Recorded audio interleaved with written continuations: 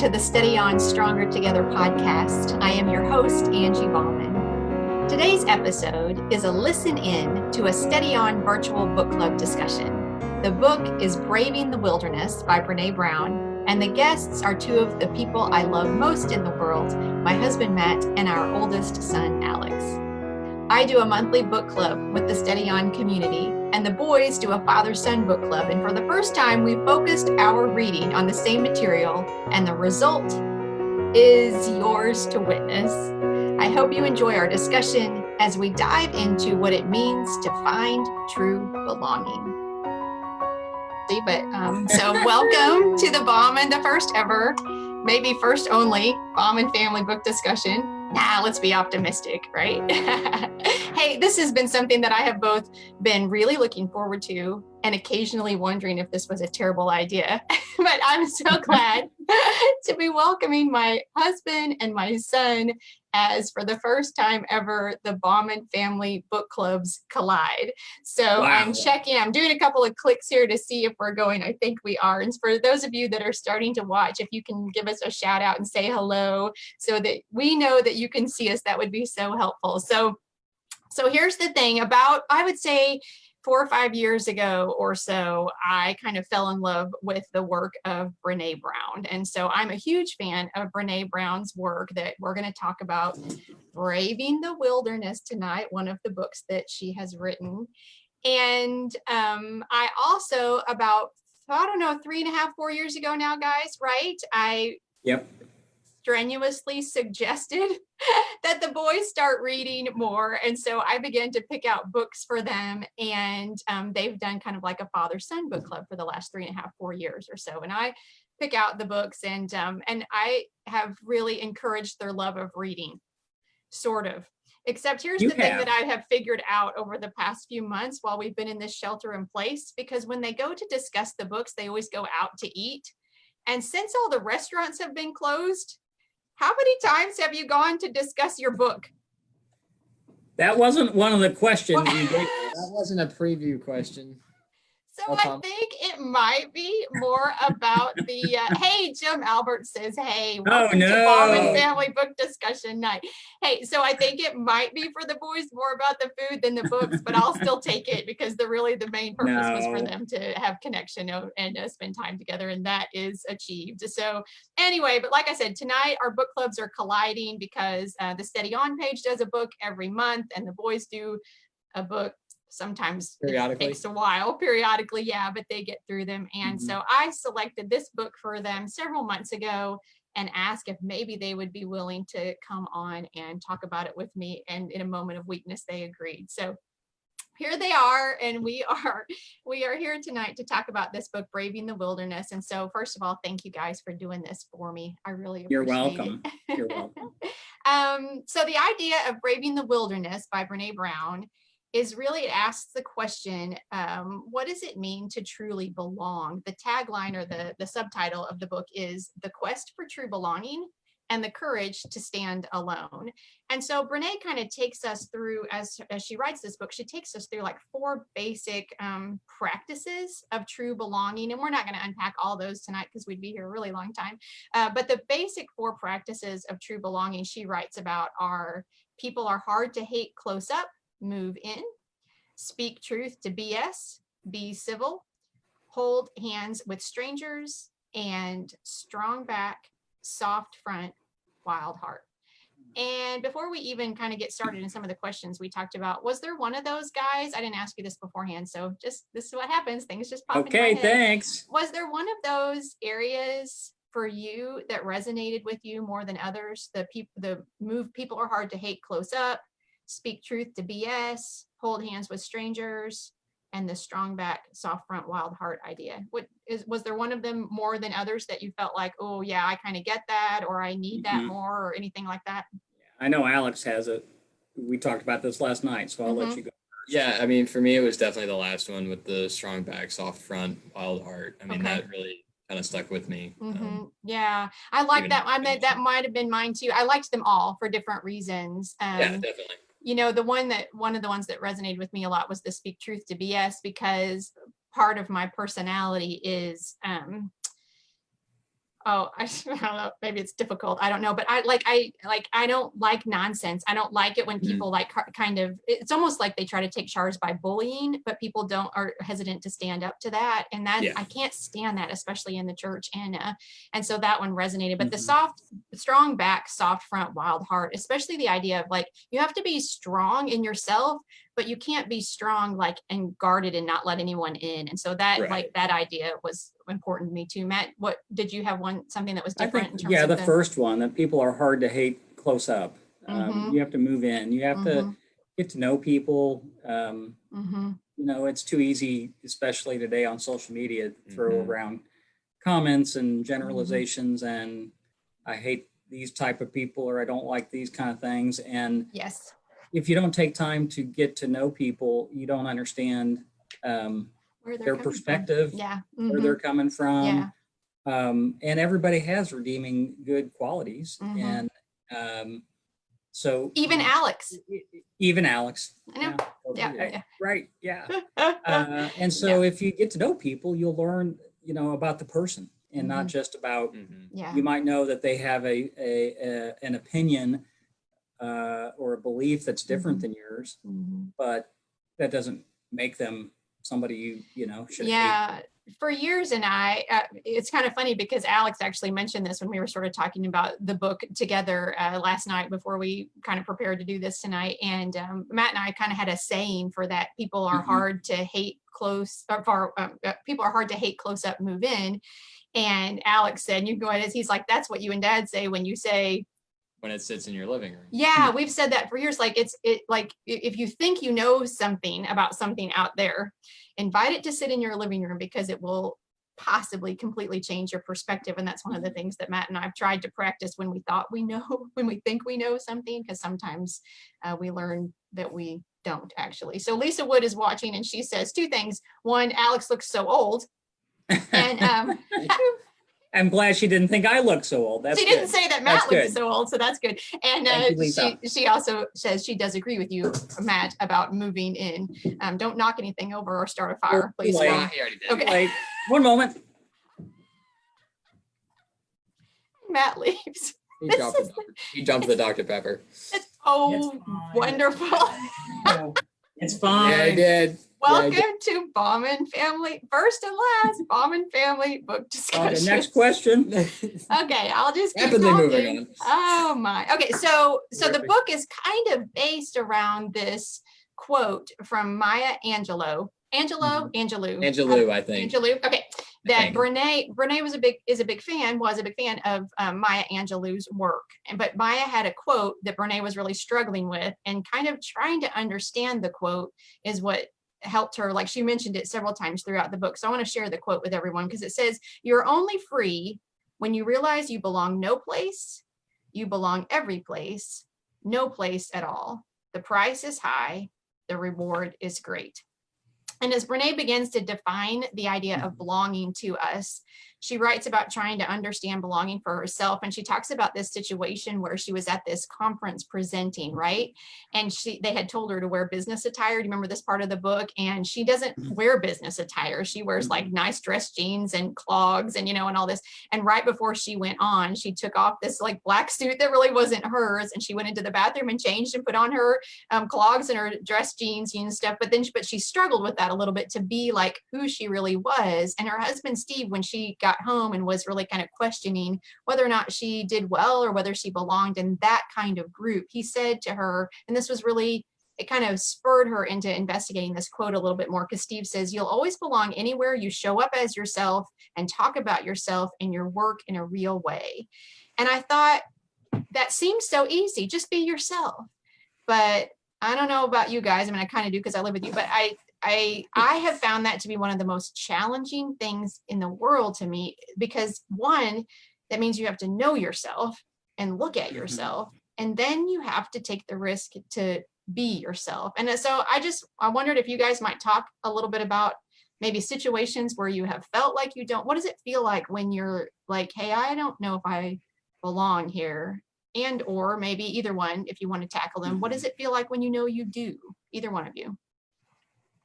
Hey, Kathy Ripley. I think what's hard about that is, like, you do, like what you said, on a personal note, you have to know yourself, understand yourself, and then take that risk and be yourself.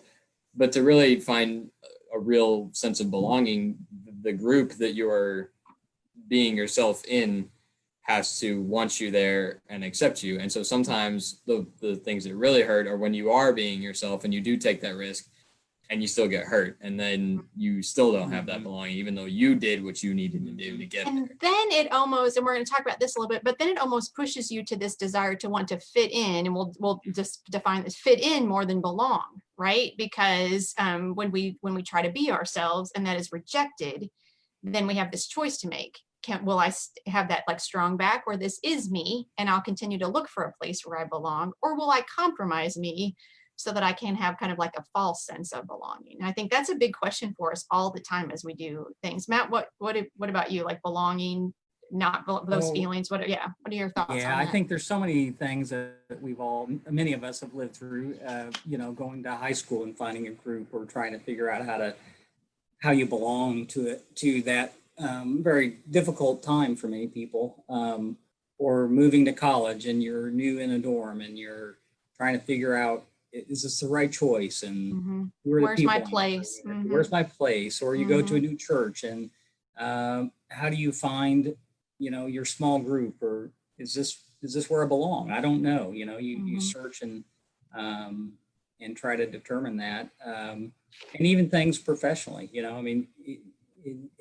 at home, you kind of know where you belong in your workplace. I think a lot, probably you do.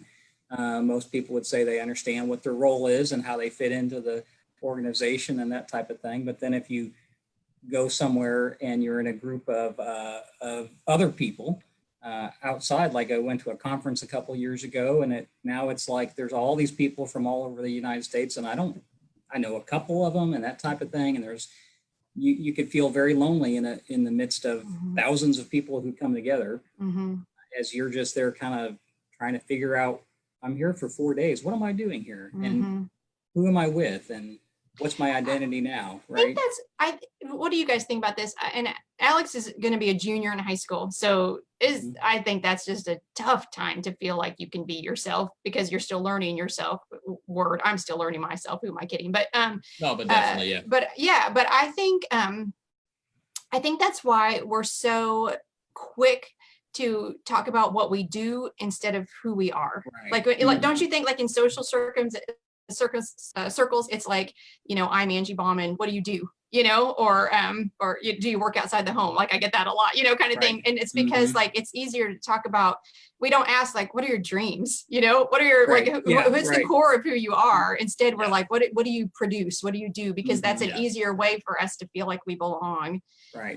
But I do agree with Brene that that's not the deepest sense of true belonging that we all long for. Yeah. Because we want to be accepted for who we are, who our hopes and our dreams and our insecurities and our circumstances, our personality. That's the us that we want people to accept, but we'll settle sometimes for what we produce, I think. Yeah.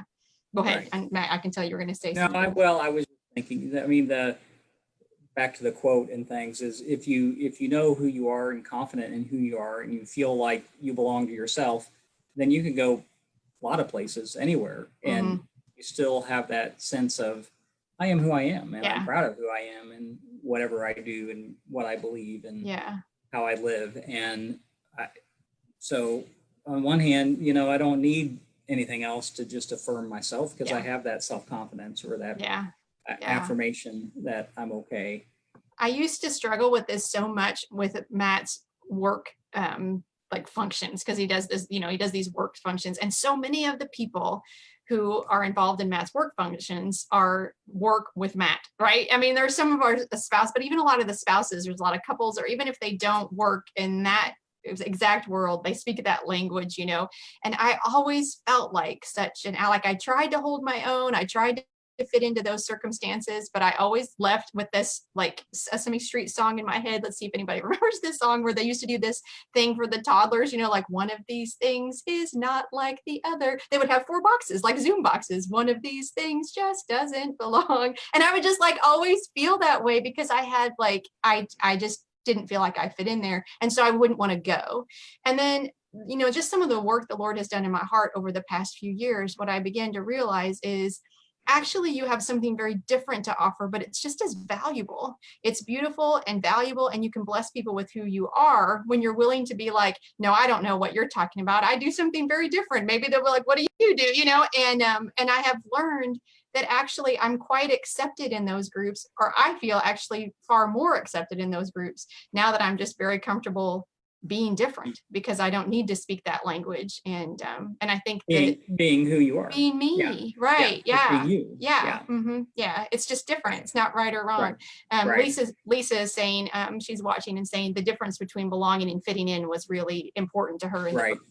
So let's move that way. I was going to have you guys, do you guys have a copy of the book by you? Yes, we do. Because on page 160 in the book, there's just a couple of quotes from the middle schoolers. Do you remember this part? That's where he is. Okay, good. Awesome. He's ready. And so Renee asked some middle schoolers to describe the difference between fitting in and belonging. And she talked about just how shocked she was about their, what did she even say? Just like the observation. They nailed the definitions. Yeah, nailed the definitions. Yeah. He asked them, they all kind of got it. Yeah. So read for those who are watching and listening, some of the descriptions the middle schoolers came up with the difference between belonging and fitting in. What'd they say? Yeah.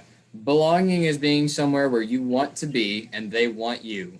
Fitting in is being somewhere where you want to be, but they don't care one way or the other. Yeah. Yeah.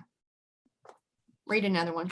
The last one, there's three. The last one I like is, if I get to be me, I belong.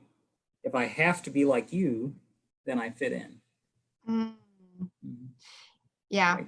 I wrote down. Yeah, go ahead. Yeah. So if I follow or adapt my beliefs or my attitude or my behavior or actions, that type of thing, then I get to fit in. And as long as I do that, I'll feel like I can continue to fit in with you, and I'll be accepted. But when we've done that, don't we sometimes, I do anyway, leave that situation, like we might have maybe even had a little bit of fun in the moment, but you leave there knowing, like there's still a wanting there, because you know that whoever your true self is, either you weren't willing to show or they weren't willing to receive. I wrote down, just kind of because I was doing my own, belonging is believing your presence is valued. Fitting in is believing your presence is allowed. It's almost like, have I made the cut? Have I compromised enough, or have I, what's the word you use, Matt? You might not remember now, but have I adapted enough so that I can fit in here? Yeah. I think that like empty feeling you're describing, for me, like it's almost like I leave those places and it's just like, yeah, that was fun, but if you actually knew me, I'm not even sure you would even want me here. So it's just like, yeah, I'll pretend for an hour, for a day, for however, so that we can have fun and I'm not taken away from you guys. And I would, I don't know that you really suggest in that kind of circle that that everyone else walks away feeling the same. Yeah. Because there's this like understood, unspoken rule that we're not actually going to show our true selves. Right. And the thing, and like with those, it goes one of two ways. If someone breaks that ice, so to speak, and commits, sometimes it'll start the ball rolling and everybody will, and then that becomes something really, really great. However, it's a risk that you take because they may just shut you out. Yes. I'm so good or bad at that, whichever way you want to look at it, because I'm always interested in taking the conversation deeper. You guys know this about me, because I'm like, So, and sometimes you sit around and you kind of just like, you kind of take the conversation a little deeper. And a lot of times people lean in because a lot of people want to have a more connected conversation. And then every once in a while, it just kind of lays there and people sort of back off and you're like, well, I guess not here. Nope. It's not going to fly here. That's why you got to have the strong back, Ange. Anything else on belonging and fitting in that you guys want to comment on before we kind of like move on to a different part of the book? No. It's all good. Yeah. I want to read what Lisa says here. She says, fitting in is exhausting. Belonging is easy because you don't have to act. I think as I've gotten older, I've figured out it's easier to just be myself and be comfortable with that, but is a long process. I totally agree. Because when you're trying to fit in, you're always watching for what you need to do. Like it's Right. not like What's a my next natural reaction. move? And And yeah, I think Kathy's people saying who are agrees. Yeah. focused on fitting in, I said, no, we're ready to move on, but I guess we're not. But it seems like you're still in search of yourself, because all you're doing is in those moments is, how do I get along with this group? And if I don't know myself well enough, maybe if I knew myself better, maybe I wouldn't even be here. Right. There's a powerful scene. I think I've only seen the movie one time, but I remember this powerful scene in a movie called Runaway Bride, I think it was, and it's Sandra Bullock and Richard Gere, maybe. Okay. Yeah, Alex is like, I don't know. Julia Roberts. Oh, Julia Roberts. Yeah, you're right. You're right. Yeah. Thank you. Yeah, because it's the Pretty Woman duo again. Yes, thank you. Yeah, right. And she doesn't. Richard Gere, is that right? So whoever's watching that knows. Anyway, I'm not sure it was Richard Gere. Here's the point. Right. Okay. Here's right. Was he the one in Pretty Woman? Eggs. It was. Yeah, it has to do with eggs. I know. I've told you this before, because it's like the scene. Alex is like, I totally lost. It's okay. All right. Hang with us, baby. We'll come back to you. But she dates all these different people. And whoever she's dating, she eats her eggs the way he eats his eggs. So if he likes scrambled, she orders scrambled. If he likes poached, she orders poached. And the Richard Gere, I think it is, suggests to her, okay, you don't even know how you like your eggs, right? You don't even know how you like your eggs. And so there's this scene where she's trying to figure out, and she's ordered her eggs like 12 different ways at this counter, and she's trying them, because she's like, I actually don't know how, I just eat my eggs the way somebody else eats their eggs. And she's trying to understand, if I'm making the choice for myself, how do I eat my eggs? And I think about that scene all the time, because then she goes back to him. I can't remember how she like scrambled. I like them scrambled, whatever. And so she's making a decision, whatever eggs, however you're going to order your eggs, I'm still going to order my eggs the way I want to eat my eggs. Right. Yeah. And I think that's the difference, right? Because when we find out for ourselves, this is how I like my eggs, and I'm comfortable with that, and I stand firm in that, even if you order your eggs differently, right? I love that scene. So Julia and Gere. Okay, I'm getting confirmation that it's Julia Roberts and Richard Gere. Okay, good. Okay, Richard Gere. Okay. So, and I think Lisa would know. So and I think anyway, with high schoolers, like, we don't know how you want your eggs. In all of our friend groups, like, we all pretend to a certain extent, but at least for me, like in the last couple of years or so, I didn't even know that that's what was going on in myself, in other people, that like we were pretending, because it felt natural, right, to pretend, because that's kind of what we're wired to do. And now I'm learning that the friend groups that I thought that were very, very close, in all reality, weren't, because we were all just kind of faking. And that's a hard truth, sweetheart, but I'm going to tell you this straight. Like, as you're discovering that at your age, you have a choice to make, whether you're going to keep behaving that way or whether you're going to learn how to order your own eggs like that. Because a lot of us, you don't naturally outgrow that unless you decide to take the risk and do it. And I mean, I say that as encouragement, because there's a whole lot of people that are my age or older, and we're still eating our eggs the way other people around us are ordering theirs, And so how about let's talk about the whole like sit in your living room, move in kind of idea. Brene outlined some practices to navigate some difficult conversations. So like when she did this whole thing about, one of the things that we're doing is we're trying to like group ourselves together, fix this for me when I say it wrong, group ourselves together with like-minded people, in thinking that that's going to bring belonging and community, but in actuality, it brings like more isolation. And so she's talking about accepting the opportunity to have tough conversations sometimes, or disagreeing conversations with people who see things differently than you do. But some practices to do that. And she talked about slowing down the conversation. I love that, in order to be able to listen, using things like help me understand and tell me more.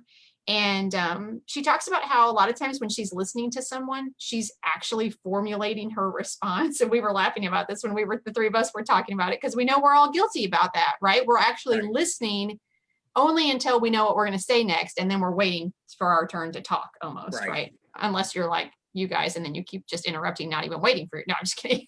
Or we finish your sentence for you. I know. And Brene says, listen. I can tell you what the answer is, how you're going to get it. We'll just get there fast. Right. Brene says, listen to understand, not to agree or disagree. I thought that was huge. I don't know. Talk to me a little bit about, what you find challenging about listening, or what you've observed about yourself, about your ability to listen. Give me some thoughts on that. I know you have some.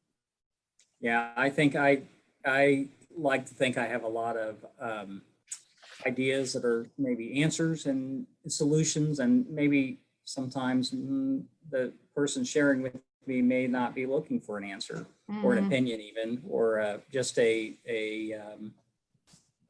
caring ear, and someone who's going to let them get their feelings out. And I'm not good at feelings, so I just want to move right to let's just address it. How do you and make them feel better, right, or whatever. So it I probably get a little bit I can't think of the word, but you want me to tell you what it is? No, yeah, right. Yeah, waiting to see if you're going to finish it. No, I'm just listening. I'll get a little impatient. And so I like the tips, and that helped me understand line we learned from a book years ago too. Years ago. I think it's so applicable in so many different ways, whether you are in a conversation where you are maybe a little bit frustrated with somebody or upset, or just like incredulous that you're even going to have to ask someone about what they did or why they said it. And it's about helping understand a perspective.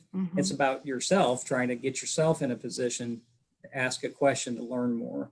And I think that's what this is about. It's keep listening, because that's really what people want. They want to be able to share, and they want someone to listen, and you need to not put up blocks like finishing sentences and telling them what you think they should do before they're ready to move on. Right. So yeah, I think most of the time when someone has an issue that's different than yours, or like not even a debate, but just like a different position, right? More than solving the problem, they want to be heard. I think a lot of times we have, like, even think about like a customer service representative, or like those kind of things that you call when you're so frustrated about something. If you get someone on the phone that will listen to you and explain some steps and just take time with you, that will diffuse something so much more. Even if you hang up and you're like, okay, I don't have an answer to this problem right now, but I understand more, and I feel like they listened to me and my circumstance, and if that's true on a customer service line, it's 10 times, 100 times truer in a relationship, right? And a lot of relationships, I think, you have one personality that's more of a problem solver, maybe even than the other, and so there's this like dominant, like you were saying, Matt, like I just the way sometimes in our conversations, the way you're loving me is by solving my problem. That's your like, oh, I can fix this, right? And I'm like, that's not why I came to you. I can tell you what to do. Yeah, exactly. Right. And then it'll be better. I got you. And then let's order a pizza. I'm so grateful. I never do that to my children, right, Alex? I never try to solve your problem, right? No. Okay, so Kathy and Lisa are bantering, and Kathy says, I finished my hubby's sentences. He's so slow. Lisa says, it's very hard to listen to someone who is yelling, but I'm guilty. I'm so guilty of listening to respond. And Kathy says, me too, Lisa. So they're just bantering back and forth. I think most of us struggle with that, especially for me. I've done a lot of listening over the years, and I've developed pretty good listening skills. But especially for me, when I feel defensive, then I'm not patient to listen to the other person. Because if I'm not ready with a comeback, then you're controlling the conversation or something, right? Yeah, and so there's this pushback that kind of rises in me. Yeah. Yeah, like for me and Dad too. I know Dad is the same thing. It's kind of like the way that I can help you get through something is to help you get rid of the issue. Solve the problem. So I'm just going to help you get rid of this issue, and then you won't feel bad anymore. Well, and in all fairness, like, go ahead. Sorry, I didn't mean to cut you off. Yeah, well, and it reminds me of a line from a song that I like a lot. It says that if I feel like you don't need me. Is it about eggs? No. Oh, okay. I wish it was, though. That'd be great. It says, if I feel like you don't need me, then I feel like you don't see me. And if you don't see me, then my life has no meaning. So if you don't need me to help you, then I'm not worth anything. And that, because, well, first of all, that's not true, but I understand, right? And so That's there the there feeling, becomes right? this like, I like prove myself to you almost, or prove myself to myself by solving your problem. Yeah. And and in all fairness, on the other side, Matt, I often come to you to solve my problems. And so I would bet that sometimes it's hard to distinguish, like, is she coming to me right now? Because I'm being honest, right? Yeah, no, it's true though. Does she want me to solve this, or is she just venting? That. So anyway, but I think a sense of belonging, to get back to like the main point of the book, a sense of belonging comes in a relationship where you feel like you are heard. And so part of what we can do is be good listeners and work on improving that. So okay, so we're moving on. So she talked also about hold hands with strangers. You remember that part where she was talking about just the joy of celebrating in community, and she talked about a couple like sporting events and concerts and different things. Yep. And it made me think about, I just read it for the second time. Actually, I read it a long time ago, but I read it for the second time to get ready for this. And that's one of the things that I have missed the most as we've been dealing with the pandemic and the shelter in place and the social distancing and limited gatherings is corporate joy. I don't know how else to describe that. I mean, partly in corporate worship, but sporting events and plays, summer theater at MacLeod where we live, those kind of things have been that I've missed that. My movie theater, like, just doing things like that in community. And I just wanted you guys to talk a little bit about, because I know we all like large gatherings of things that we do together. How have you been missing that? And what does it do for you what it does for me in terms of just stirring up this joy of community? You had a topic last night on that. I don't know. Yeah, I just the first thing that came to my mind about like corporate joy was like when I go to Wrigley for a Cubs game. Oh yeah. I mean, I am so excited from the moment that I wake up that morning because I know that in a few hours or a day that I'm going to be with 40,000 of my closest friends that I've never met, and we're going to cheer for this one thing, and we're going to live and die over the next few hours with what happens in this game. And at the end of it, whether we go home sad or happy, we all went through it together. And we sing song at the end of it if it goes well, and we leave laughing if it doesn't. It's just I love that example. I have only been to Wrigley when we won one time when we were there a couple years ago in September, and we had those seats that we liked so much. The four of us were there. And when they started playing Go Cubs Go, and everybody knows all the words, and nobody leaves until we sing Go Cubs Go. And I wept. I'm like, it was glorious. I'm just like, it was such a big deal to be able to do that. And so, yeah, I totally agree with what you're saying. So I just want to sing. Oh, and Lisa says we all miss Field Trip Fridays. I miss Field Trip Fridays too. Yeah, yes. For those of you who are watching or listening and don't know, during the summer, my boys and I usually take Fridays off, and we go on some kind of adventure, and we call them Field Trip Fridays. And because of everything in the world being different this summer, we have missed them so much. Matt, you were going to say something. I think I cut you off. Go ahead. No, and I think we talk about this with the importance of that connection, that community. Absolutely. Yes. But she talked in the book too about that connection of community being not just moments of joy and uplifting, though, about true, very true. grieving, yeah, go ahead. Yes. And just the grieving. And so there was a section in there. She talked about Sheryl Sandberg and losing her husband. And, yes. And the visit, the importance of funerals, and the importance of funerals, and and all that. And that's a book we read too. It was Sheryl Sandberg's book. And Option B. That book is called Option B. I struggle to think of it. And that's what we've and been she through. talked. Go ahead. Sorry. Yeah, just as we go through this whole however many months now we've been through shelter at home, and okay, we can go out a little bit, but we still can't do big things together. We're not going to have big sporting events anytime soon, or concerts or things like that. And so in funerals, I mean, everything is downsized and social distanced and all this type of thing. Online. And I think that adds to a sense of, for some, a sense of loneliness or inconnectivity, which might make you feel like you don't have some place to belong because you can't get out and do with your group. And so it's tough. I think that's part of the whole school thing for grade school, high school kids is they need to socialize. They need to be together. They need to identify with each other and go through things together. And, we don't know what the long-term ramifications of what we've been through are going to be for any age group, but especially the younger kids where they're still developing. I mean, like for us, I know, especially in high school, like learning about different types of people and being friends with all different types of people is something that has helped me become who I am. It's what I've learned what I don't like, what I do like in a human, in a person, in myself. Right. And so to not have that, I think it does hurt because I'm not growing as a person as much. And I also just miss my friends, and that's something that's true with adults, with high schoolers and all the way down to, kindergartners. It's just, we want to be together because we have fun together. Right.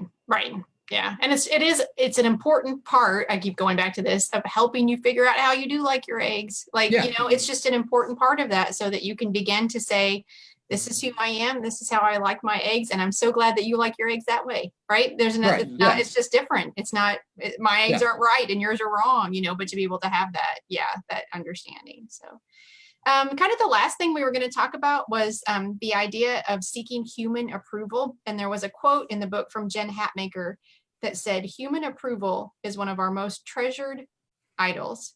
And Brene talked about how that she encourages us to stop walking through the world looking for confirmation that you don't belong or you're not enough.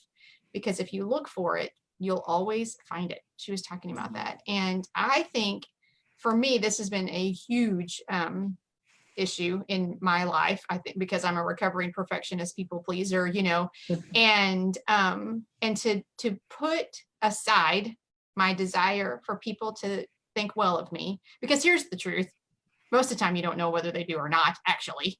But the stories that I make up in my mind about what I need to do so that people approve of me, and to be able to be right, it's some of it's in our head, but to be able to be free of that, at least more free than that, than I have been before, has been a huge journey for me. And I just wondered, just kind of what you all, I thought Jen's quote was really strong. Human approval is one of our most treasured idols. And what is the antidote to that? Because I think I think we all deal with that in one degree or another. But here's the thing I will say about you guys. And this is one of the things that first attracted me to Matt when we first met, is because I was this hot mess of insecurity. And Matt, you were so comfortable in your own skin for a young man. And that was so attractive to me because I'd never been like that and I didn't understand it. And so I think partly there's like a personality or upbringing or security that we have in ourselves that some people have easier than others. But even in that, I know you've had your own struggles about wanting people to approve of you. So how do we combat that? How do we deal with it? What do you guys think? You have to work on your relationship with God in a way that you just understand that he approves of you because he made you, and you are a wonderful human being and have a lot to offer.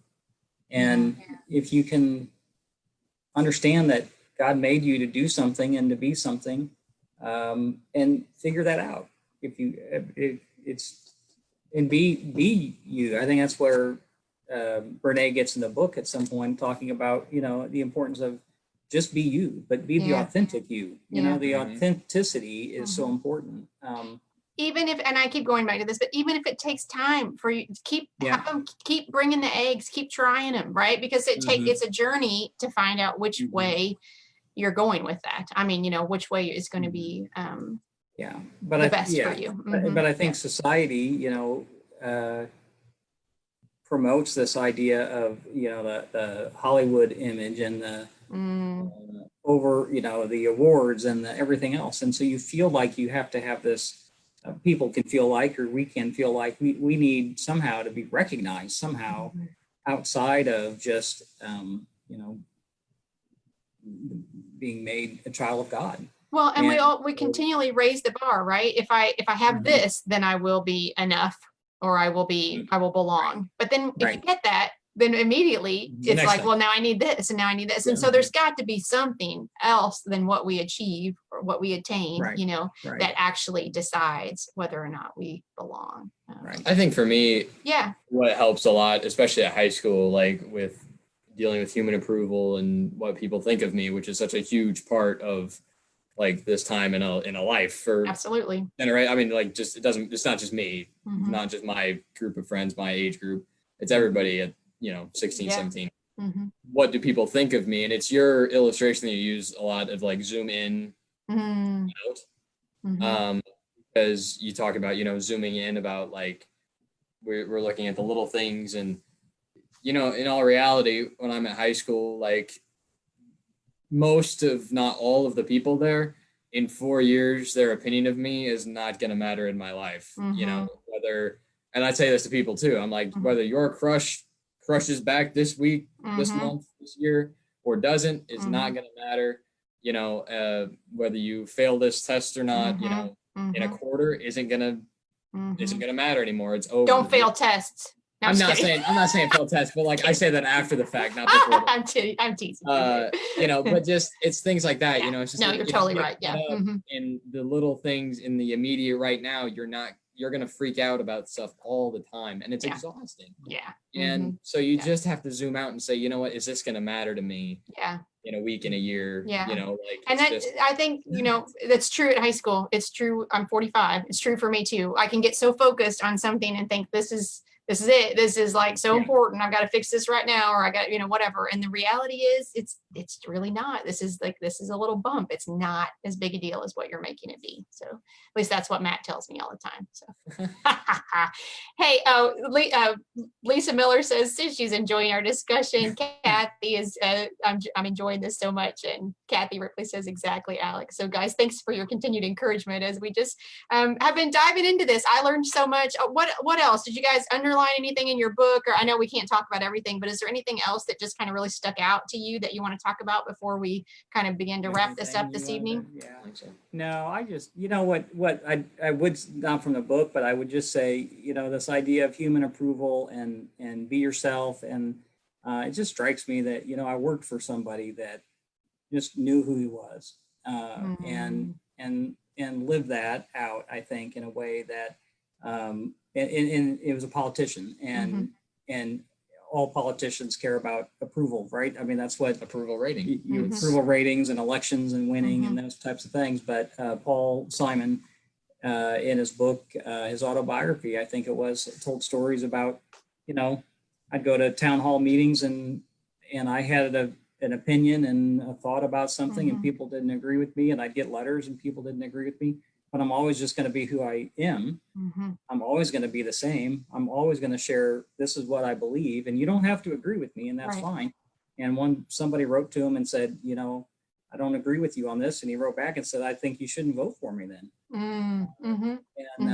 And so I think and he was a man of deep faith too. I think it strikes me as just what a great example he was for somebody who knew who he was and lived it out and didn't compromise himself, despite, he's a world of politics, which I think is another easy place we could get lost in conversation about seeking human approval and idols and whatnot. And so I just, it can be done. Yeah.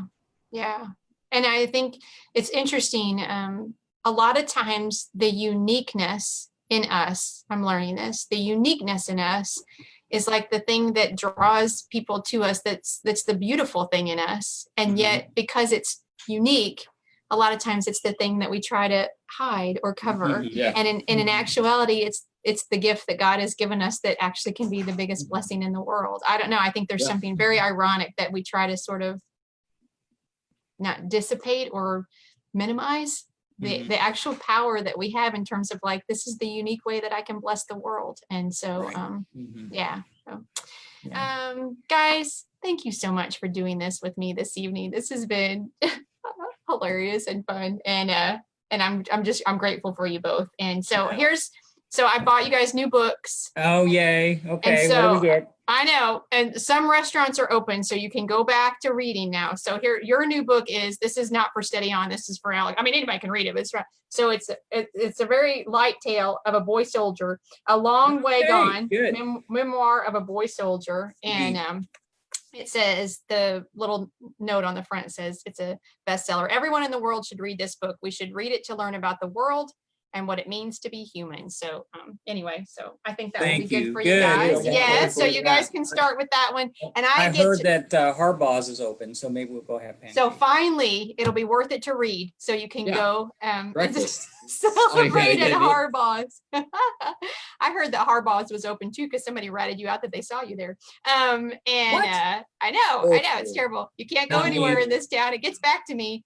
And so, and Yeah, for the me too. Steady On group, we have a lighter read than the Boy Soldier. We have a contemporary romance called Before I Called You Mine. That is our August selection. And the beautiful and talented Nicole. I just finished this book last night. I actually neglected my work because I could not put it down.